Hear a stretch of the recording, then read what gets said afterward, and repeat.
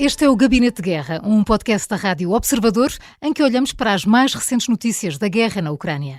João Diogo Barbosa, o que podemos dizer sobre o avião que caiu? Transportava ou não prisioneiros ucranianos? O ataque é da autoria ucraniana, como acusa Sergei Lavrov. O Kremlin, entretanto, pediu uma investigação internacional.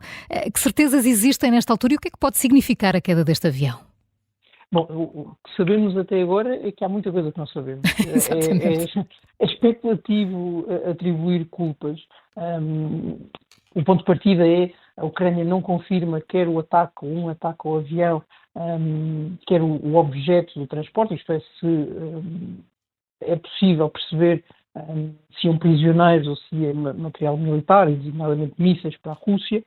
No entanto, nós sabemos também que o aeroporto estava ao alcance das armas ucranianas, já houve conflitos aí.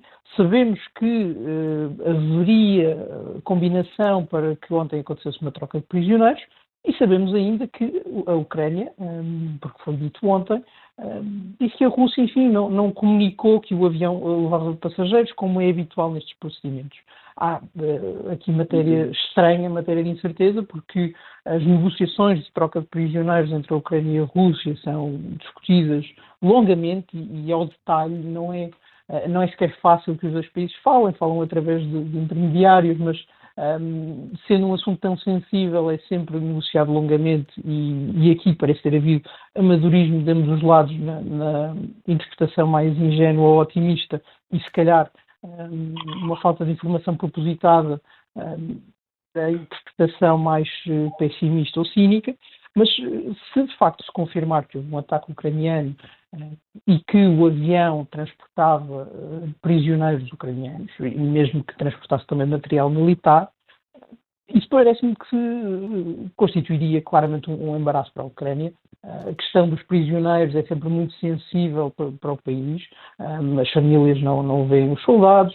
Há, de facto, um desgaste muito evidente dos ucranianos relativamente à guerra.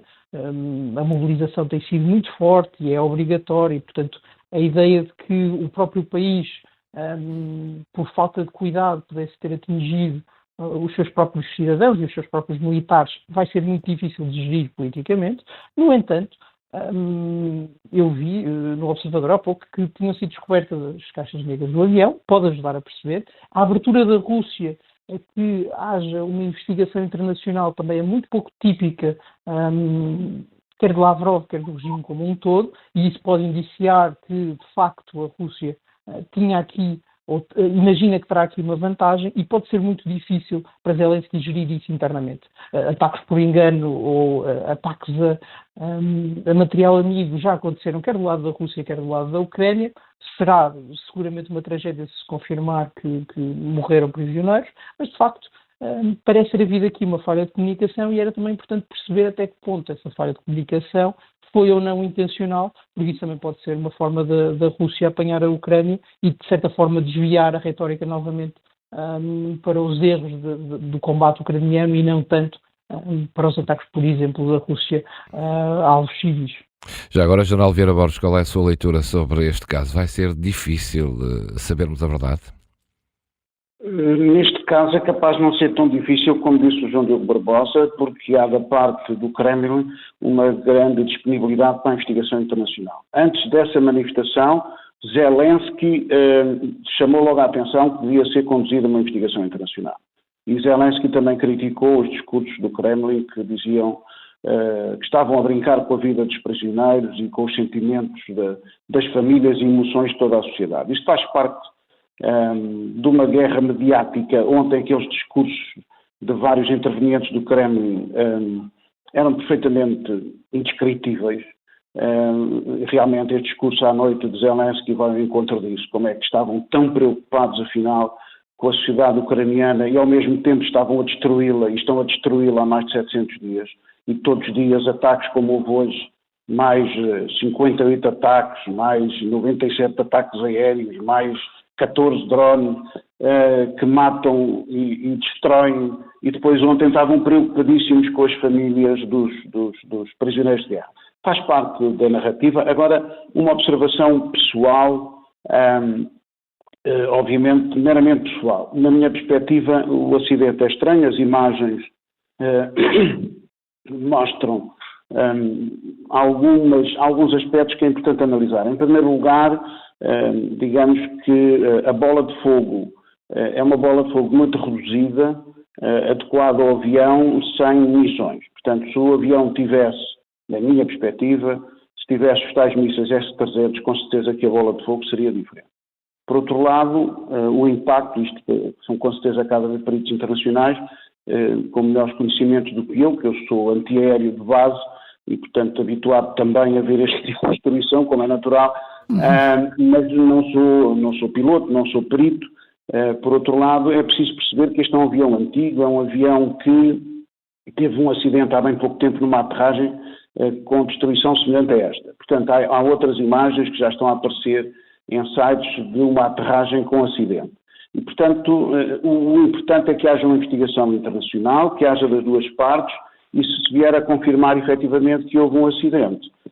Como dizia o João Diogo Barbosa, esses acidentes acontecem, infelizmente, na guerra, só espera que conduza a uma solução de melhor coordenação da troca de prisioneiros de ambas as partes, que pode acontecer o mesmo da parte da Rússia numa situação idêntica em breve, infelizmente. Tal como aconteceu ontem, e continuamos a discutir a questão do ataque que houve ao abrigo da ONU em Khan Yunis também. Em Khan Yunis, sim. E continuam a dizer os israelitas, ainda há pouco estava a ver, que não têm qualquer responsabilidade. E, portanto, estas situações poderá haver da parte do Hamas, como houve também num hospital aqui há uns tempos. E, portanto, são situações que devem ser geridas com mais seriedade do que propriamente com narrativas políticas, como fez logo e de imediato a Rússia. Mas isso é típico, já estamos habituados desde há muitos anos, antes do dia 22 de fevereiro, ou do dia 24 de fevereiro de 2022. Entretanto, João Diogo Barbosa, os deputados russos denunciaram a alegada presença de mercenários franceses a lutar por Kiev, na Ucrânia, uma acusação negada por Paris, que a classifica como uma nova campanha de desinformação do Kremlin. Os Estados têm autoridade sobre os mercenários ou estes atuam por conta própria?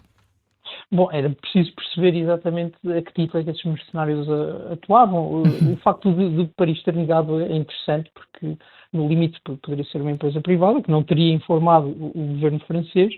Acho que, se formos práticos a analisar esta questão, dificilmente se imagina que a França, e sobretudo a França, tivesse grande interesse em contratar tropa para estar a apoiar Kiev. Não tem sido essa a forma de conduzir as relações internacionais e especificamente a estratégia francesa para o conflito. Aliás, durante muito tempo este governo francês e o presidente Macron foram os grandes pontas de lança dentro da União Europeia relativamente à solução diplomática e até à ideia de que se podia e devia falar com Putin e de que a Rússia, mais dia menos dia, faria parte da grande aliança europeia. Dito isto, é mais um caso em que, sem termos toda a informação, sem percebermos exatamente a que título é que essas pessoas estavam lá, se são de facto franceses ou se eram pessoas contratadas por empresas francesas ou associadas a empresas francesas, é difícil perceber exatamente e tirar conclusões relativamente a quem os terá mandado para lá. Parece-me, novamente, não tem sido essa a prática da União Europeia. Dentro da União Europeia tem sido muito menos a prática da França e dificilmente se conseguirá estabelecer uma relação direta entre o Estado francês e esses alegados mercenários. No entanto, enfim, a Rússia, que agora tem grande disponibilidade aparentemente para investigações internacionais, pode ter aberto um precedente e permitir que também aqui haja uma grande investigação internacional a quem terá contratado e a manos de quem terão esses alegados mercenários entrado no território do conflito. O Gabinete de Guerra é um podcast da Rádio Observador. Vai para o ar de segunda a sexta, depois do noticiário das 9h30 da manhã e tem uma nova edição depois da síntese das 4h30 da tarde. E está sempre disponível em podcast. Eu sou a Maria João Simões.